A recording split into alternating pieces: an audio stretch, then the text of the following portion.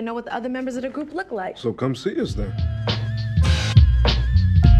What's up, YouTube? It's your boy Mark Dark, and I'm back with another video. If you're new, if you love Wu-Tang, go ahead and hit that subscribe button. Like the video and leave your theories, comments, everything down below. Now today we're going to be talking about Wu-Tang and American Saga, Season 2, Episode 8. Now I'm going to try my best to go over all the key points. If I miss anything, you guys let me know down below. The description of the episode is: the pressure is on when the clan tells label executives to come to see them perform at a legendary hip-hop club on a night that they're not even booked for. The title of the episode is Saturday Night. And this episode was straight up crazy. And that performance at the end, man, it was very, very good. It's just crazy to see how they put it all together, because we've been watching them record these songs, put in all this work, and for them to actually go out there and perform it and get everybody, hyped. The crowd was all in it.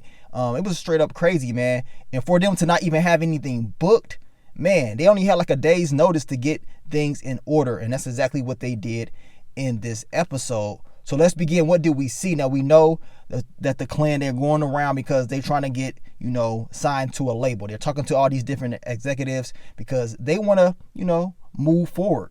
They, explained that they've been independent for a while. Now it's time to step up. Now, of course, your girl Lala, she has entered the Wu-Tang universe. And I don't know about y'all, but man, I swear like 80% of the shows that I review, Lala is in them. You know what I'm saying? From Power to BMF to The Shy, now Wu-Tang. This girl is in all the shows. She is playing Tracy in this show, and she is telling the boys, like, look, I need something that's going to get me wet, plain and simple. She said, protect your neck. That got me wet. Your boy Bobby was looking like, really? Like, for real, that got you wet? Like, this scene was very funny to me. But she wants to make sure that this group is not just a one-hit wonder. She's like, look, I haven't even seen all the members and everything like that. That's pretty much, wanting more from the group, wanting to see more. So your boy Power's like, all right, how about you come see us perform then? And he tells her they're going to be performing at Club Fever, a very popular club. And she already knows, like, it's no way they got Club Fever booked. This is what she's, telling us in her head. Of course, Bobby is just looking around like, really? Like, dude, we haven't even booked anything. So now we're going to have to hustle up and try to get this club booked for tomorrow. And all these executives going to be coming, trying to watch us perform. We have a lot of pressure on our plate. And this whole season, man, this group has had a whole lot of pressure, but they always figured out a way to handle that pressure and make diamonds when it was time, to get the job done.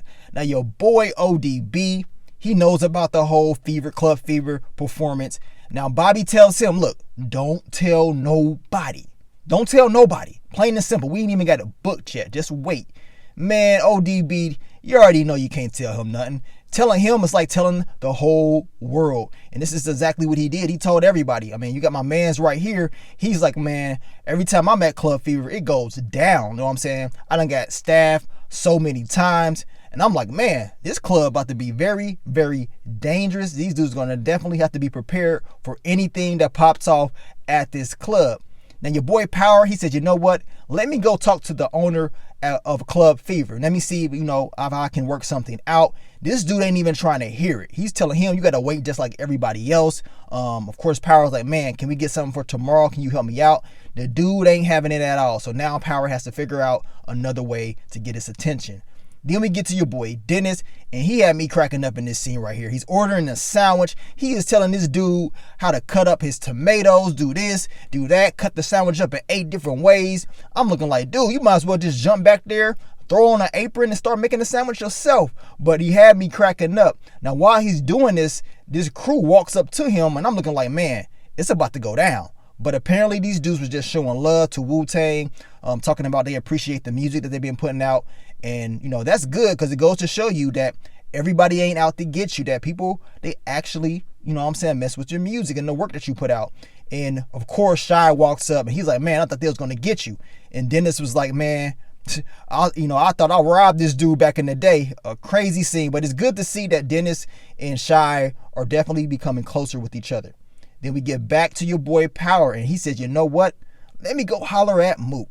Mook is the man with the master plan. This dude knows everybody. He has so many different connections. So Power was like, man, I know you can get me the hookup at Club Fever. How about you go talk to him and look out for us, man? So now Mook is like, okay, I'll go see what I can do, what I can put together for you guys. Now the guys are rehearsing. They are trying to get, prepared for this event, and they all get the matching Wu-Tang shirts. Everybody is hype. Your boy Bobby is talking about the songs that they're going to be performing out there, and Bobby tells them they will be performing Protect Your Neck. Method Man will be performing his single, and of course he's going to have Shy and Dennis perform Can It Be All So Simple. And you already know Dennis and Shy had some issues with that because they're like, man, we just recorded this song. Like, come on. Like, they probably ain't even got everything memorized like that as far as the lyrics. So now it's a lot more pressure on them to make sure they remember their lyrics.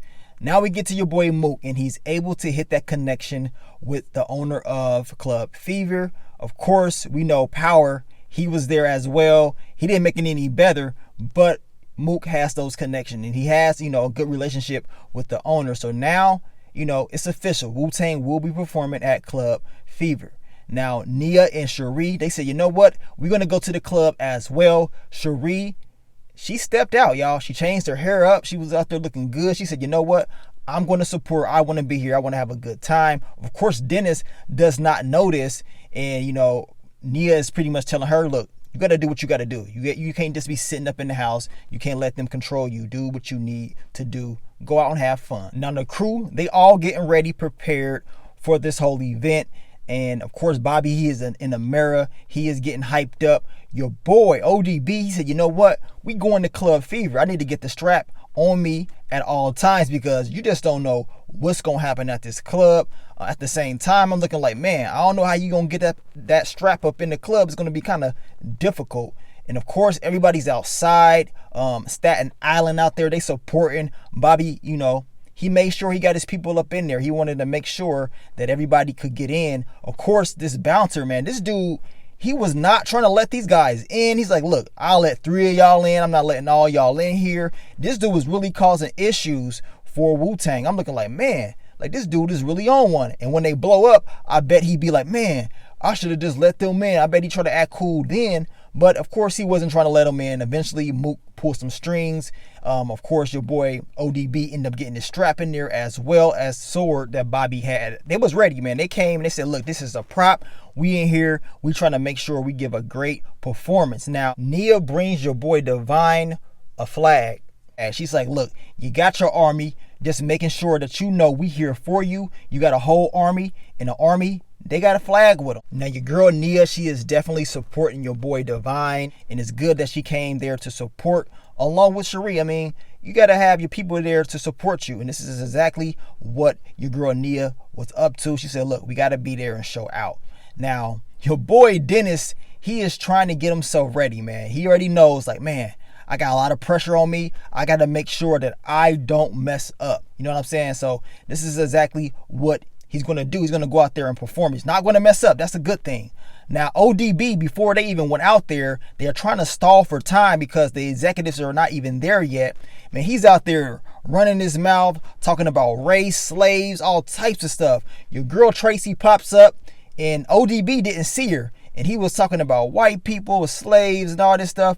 And your boy Divine, he had to, stop this from happening. He's like, look, you know what I'm saying? He had to signal to ODB and tell him, all right, you got to cut that out. You know what I'm saying? The people are up and in here now. You can't be doing all that. But as they were watching, it almost seemed like they was appreciative of what ODB was saying. And then eventually he did say, look, it's not about all race and all that stuff. It's just about all of us coming together, no matter what race you're in. We just trying to have a good time. So that's exactly what happened in this episode. They had a good time. After ODB had this little speech, the crew, they got on stage, man, and they killed it. All the work that they've been doing the last 7 episodes that we've been seeing them do, it finally paid off. We saw it in this performance right here, and they actually let them perform the whole song. You know what I'm saying? So that was a good thing. I really did like the ending of the episode because we actually got to see them perform like it was an actual concert, and everybody was hyped. They was more hyped for Wu-Tang than anybody else at the club this night. I mean, everybody was hyped up. The owners, everybody, they saw like, okay, these guys are the truth. They're definitely the truth. A lot of people was doubting, talking about we don't know what they can do and all this and stuff and like that.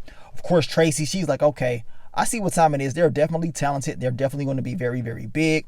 Your boy, Master Killer, he's out there and he's inspired. He's like, man, I got to get on. You know what I'm saying? I have to join this group eventually. And you already know he will be joining Wu-Tang.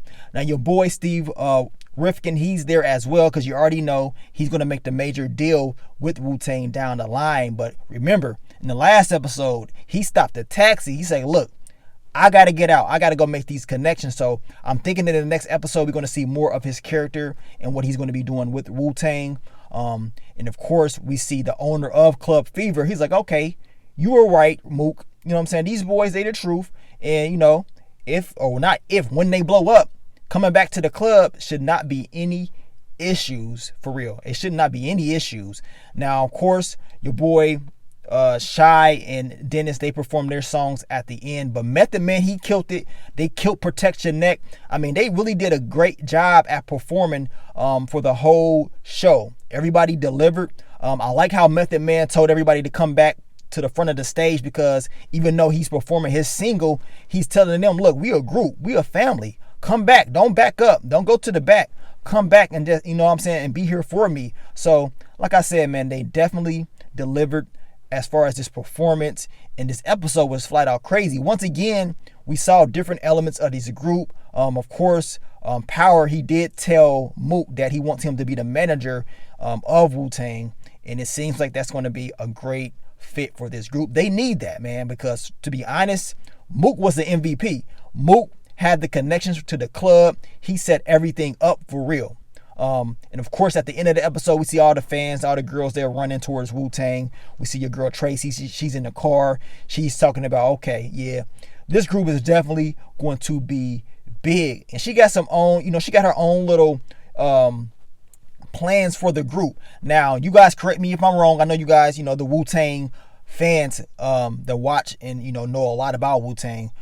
Now, I believe that Method Man, he was the only one to actually sign to Def Jam, if I'm not mistaken. I heard that Def Jam wanted to sign ODB as well, but I know for a fact that they did end up signing Method Man. And remember, it's a part of the deal that Bobby set up for each of these members.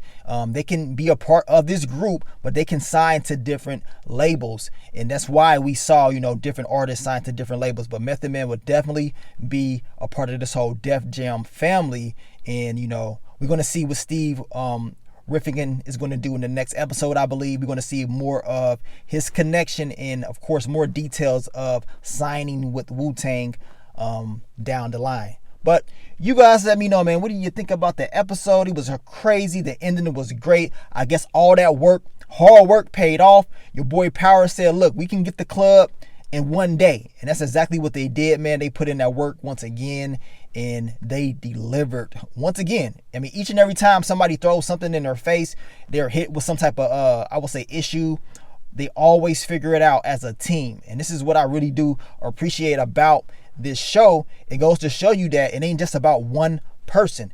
Everybody has a role. The smallest person has a role in making this group what we saw and, of course, what the group is today. So, great episode, man. But I can't wait to see the last two episodes. It's crazy that the season is almost over already. Already, man. We need about 15 episodes, man. But I don't know, man. Hopefully we see a season 3, which I think we will, based off the viewership and the interaction from the fans that's been given to the show. I think we are definitely going to see a season 3. But you guys let me know, man. What do you think about the episode? Leave your theories, predictions, everything down below. My Wu-Tang fans, drop that knowledge down below like y'all do each and every week. Because to be honest, man, I'll be learning a lot from y'all. So make sure y'all drop that knowledge down below, man. But let me get up on out of here, man. It's your boy Mark Dark. I'm out. Peace.